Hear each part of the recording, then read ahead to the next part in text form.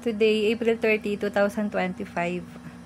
Ayan, 18 years na kami kasal ng husband ko. Naisipan kong bisitahin itong wedding album namin. Ayan, faded na yung name namin. Ayan o. Aming invitation.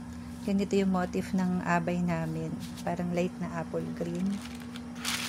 So, ayan, grabe. Ano na siya? O, puro mancha na. Dapat yata nabubuklat-buklat to. Sa tagal ba naman?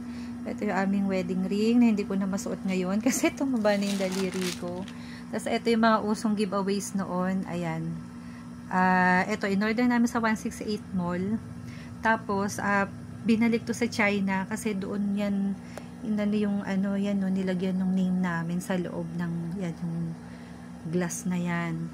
Pero itong isa, sticker lang. Ito kasi mahal kasi yan eh. So, ito medyo menos kami. So, ayan. Ito sa mga ninang-ninong nung araw, ganyan ng mga souvenir. Way back 2007. Ayan, nene pa ako dyan. Yan.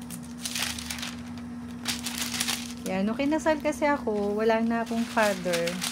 Paano na si father din. So, ayan, si mother ko na lang kasama ko sa picture. Pero nung naglakad ako sa aisle, hinatid naman, kasama naman naghatid yung tito ko, bali, brother ng father ko. So, ayan, ito yung aming cake, 5-layer cake, na talagang cake lahat yan, hindi styro lang. Yan, ganyan pa yung mga cake, hindi pa uso na yung mga fondant cake nung time na yun. Or kung uso man, siguro, hindi namin na-consider kasi mas gusto ko talaga yung ganitong cake lang. Ayan, yung aming mga abay, mga karamihan nito, may mga anak na rin, or kung hindi man pag-graduate na sa college. Ayan. Ayan, may mancha na talaga, o, sayang. Nene pa. Nakakatawa lang balikan. Ayan, batang-bata pa itsura. Ngayon, thunders na. Ayan, ito mga ka-work ng boss tsaka ka-work dati ng husband ko. So, ayan, syempre, cake. Ayan, wine, Dove. Ito, nag-hagis kami ng Dove. Ito yung mga guests namin.